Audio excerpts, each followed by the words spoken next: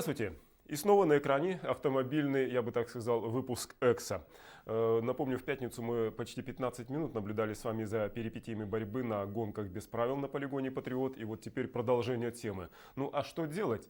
В субботу инвалиды Якутска провели очередной крутой вираж, а в воскресенье в Гукове завершился очередной этап Кубка России по ралли. В нем принял участие и наш земляк Сергей Бакулин. Ну, сразу скажу, неудачно принял участие. Это тем более обидно. У него сгорел двигатель, это тем более обидно, что в тестовом заезде Сергей показал лучший результат, и поэтому можно было вполне рассчитывать на какое-то, так сказать, хорошее место. Но не получилось, не случилось. Надо сказать, что это уже второй вот такой технический сход Сергея Бакулина в этом сезоне. Напомню, что мы раньше и рассказывали, и показывали инцидент, который с ним случился на ледовой гонке, на ледовом чемпионате России в дальневосточной зоне. Тогда у него попросту разлетелась корзина, куски ее пробили капот, мы вам все это дело показывали. И таким вот образом, по итогам сезона, что ли, на текущий момент у Сергея Бакулина 2-1 в пользу судьбы злодейки. Ну, 2-1, потому что все-таки одно очко Сергей в положительном плане, в хорошем плане привез. Можно даже сказать, что он вышел триумфатором на втором этапе Кубки страны, который проходил в Карелии. Мы об этом с вами тоже рассказывали.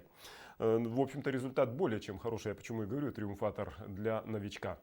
Ну и вот то, что касается стартов на Комсомольской площади инвалидов в столице нашей республики. Они провели здесь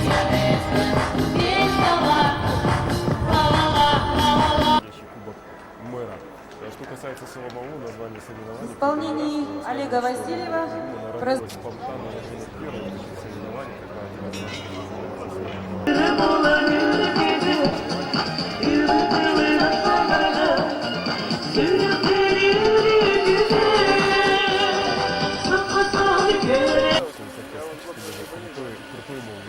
но с тех пор название это так и закрепилось за этими соревнованиями.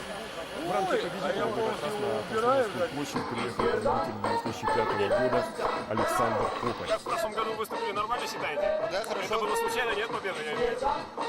Ну, получится, нет, позапрошлом второе, в прошлом первое. Надо кубок отстаивать сегодня. Сразу скажу, что в этом году Александр Копоть не попал даже в призовую тройку.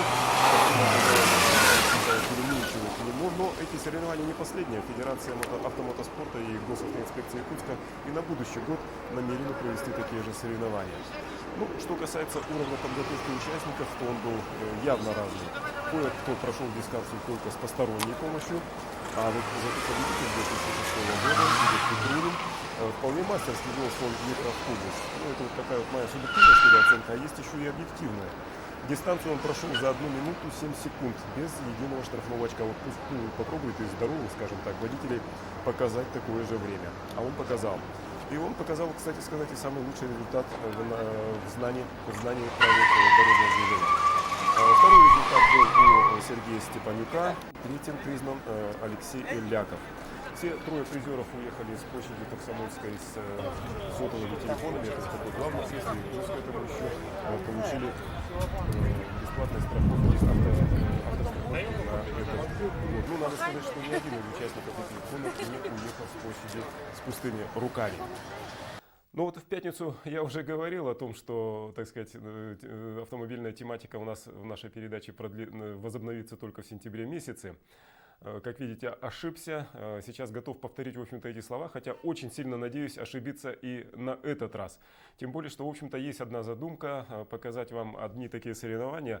Автодрайва такого мы с вами еще никогда, ну вот я, по крайней мере, точно никогда еще не видел. Очень надеюсь, что это получится еще до вот упомянутого сентября месяца. Ну, на сегодня все. До свидания.